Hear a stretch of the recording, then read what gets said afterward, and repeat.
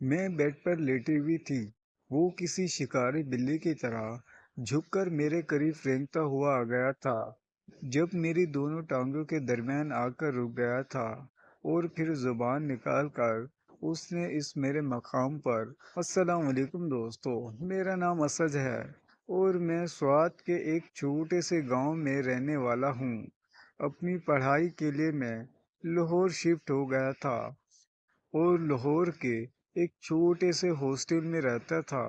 वो हॉस्टल कम और फ्लैट ज्यादा थे, जहाँ मेरे साथ कुछ और भी लड़के रहते थे जो कि मुझसे बहुत बड़े थे। मैं इस वक्त 18 साल का था, जबकि वो 25-26 साल के नौजवान थे। मगर नींद में मुझे इनकी काह कूँ की आवाजें आती थी।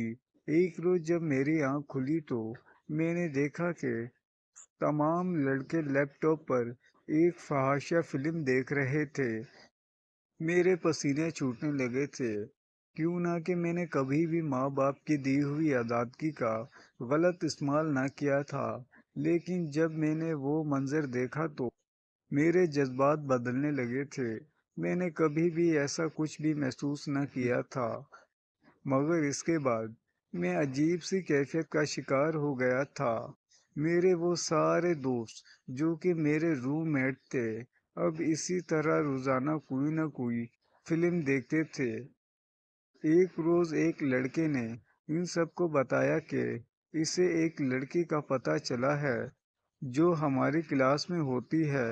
जब सारे लड़के इस लड़की के इर्द गिर्द जमा हो गए और सरगोशियां करने लगे कि बताओ बताओ वो लड़की कौन है, तो उसने कहा कि लड़की बहुत खूबसूरत है और वो इधर ही किसी फ्लैट में रहती है और सबसे मिलती रहती है। मैं ये सुनकर काफी घबरा गया था। इन सबको ये लगा कि मैं नींद में हूँ, मगर मैं अंदर से जाग रहा था और मैंने उनकी सारी बातें सुन ली थी।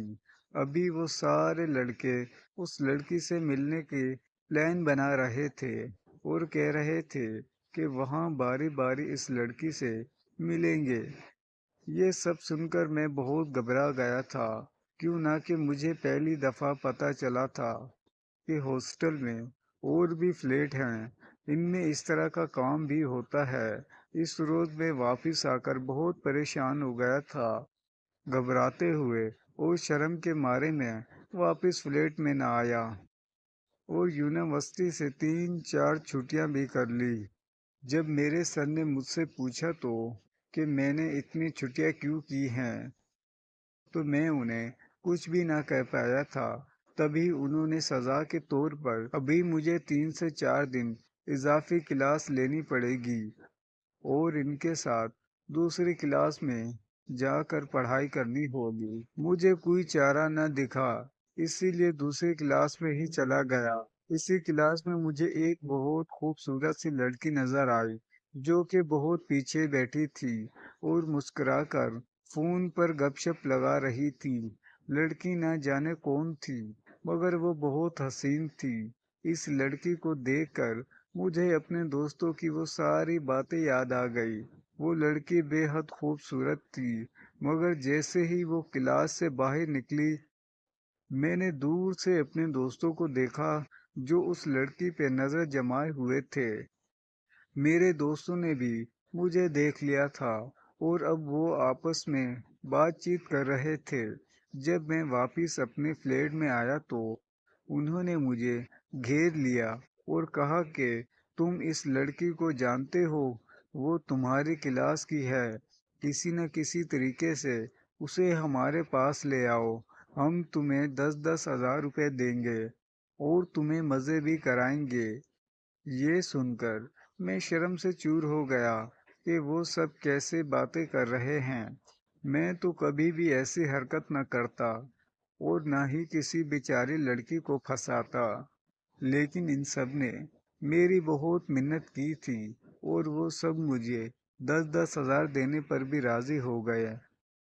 उन्होंने कहा कि हम तुम्हें पूरे 10 हज़ार रुपये देंगे और तुम्हारे पास 40 से 50 हज़ार हो जाएंगे। बस तुम हमारा छोटा सा एक काम कर दो।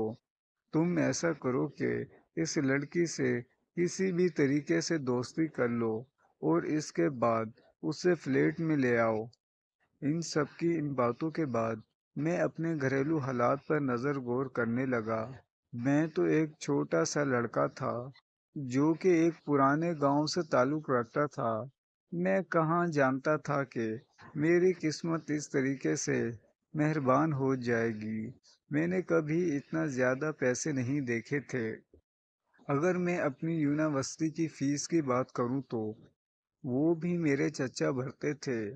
میرے ابو کا بچپن میں ہی انتقال ہو گیا تھا۔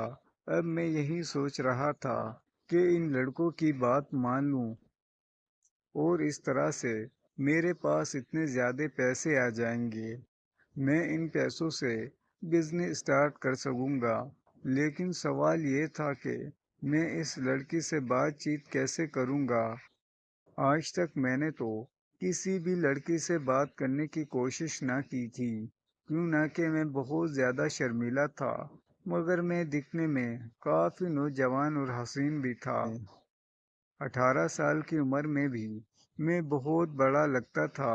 میری کزن بہت خوبصورت تھی، مگر میں نے کبھی ان پر بھی توجہ نہ دی تھی۔ شادی کی بات ہو رہی تھی۔ میری اماں نے میرا رشتہ ان کے ساتھ پکا کر دیا تھا، جو کہ ان کی سہیلی کی بیٹی تھی۔ میں نے اسے بھی کبھی نہیں دیکھا تھا اور میرا دھیان کبھی بھی ان باتوں کی طرف نہ گیا۔ پھر اب پیسوں کی خاطر میں یہ سب کرنے کا سوچ ہی رہا تھا۔ وہ لڑکی بھی یونیورسٹی میں نہیں آئی تھی۔ مجھے بھی یونیورسٹی آئے ہوئے کچھ مہینے ہی ہوئے تھے۔ پھر اسی روز میں نے جان بوجھ کے اپنے سر سے کہا کہ مجھے لیکچر کی سمجھ نہیں آ رہی۔ سر نے کہا کہ بیٹا تم دوسری کلاس میں میرے ساتھ آ جاؤ، اور اس طرح میں بہت خوش ہو گیا۔ یوں ہی میں پھر اس لڑکی کی کلاس میں چلا گیا، جو کہ معمول کے مطابق اس وقت بھی وہ پیچھے بیٹھی تھی، فون پر کسی سے باتیں کر رہی تھی۔ ہم اکثر اس کا پیچھا کرتے تھے۔ جب وہ یونیورسٹی سے باہر آ گئی تو ایک لڑکے سے ملنے چلی گئی، جو کہ اسی فلیٹ میں تھا، جو فلیٹ ہمارے فلیٹ کے بالکل سامنے تھا۔ میں نے اپنی فلیٹ میں جا کر اپنے دوستوں کو ساری باتیں بتا دی کہ دراصل لڑکی ایک لڑکے سے ملنے گئی ہے۔ میرے سارے دوستوں نے کہا کہ ہم نے تمہیں اس پر نظر رکھنے کے لیے نہیں کہا، بلکہ اسے پٹانے کے لیے کہا ہے۔ جا کر اس سے بات چیت کرو اور یونیورسٹی تک ہی ہمیں بات بتاؤ، تاکہ لڑکی کو تم پر ذرا سا بھی شک نہ ہو۔ ان کی یہ باتیں مانتے ہوئے میں نے کوشش کی کسی بھی طریقے سے اس لڑکی سے بات چیت کر سکتا ہوں۔ جب سارے لڑکے اور لڑکیاں چلی گئی تو میں اس سے مخاطب کیا اور کہا کہ میں آپ سے ایک بات کرنا چاہتا ہوں۔ لڑکی نے مجھے غور سے دیکھا۔ میں نے محسوس